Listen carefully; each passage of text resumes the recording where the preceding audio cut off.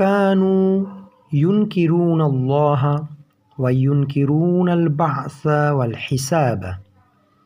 কানু ইউনকিরুন, ইউনকিরুন পড়ছি কারণ এটা বাবে ইফআল থেকে। বাবে ইফআল মুজারে আলামতে যদি পেশ থাকে তাহলে এটা বাবে ইফআল থেকে হয়। আর আলামতে মুজারে কোনগুলো?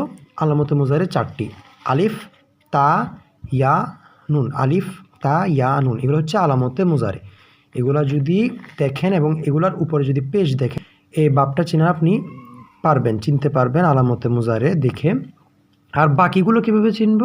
বাকিগুলো আমরা হামজায়ে কতঈ দেখে চিনব। হামজায়ে কতঈ, হামজায়ে কতঈ বলা হয় যেগুলো মিলিয়ে পড়ার সময়ও বিলুপ্ত হয় না, এগুলো সবসময় থাকবে। যেমন কি আল ইসলামু, এই আল ইসলাম, এই হামজা যেটা, এটাকে হামজায়ে কতঈ বলা হয়।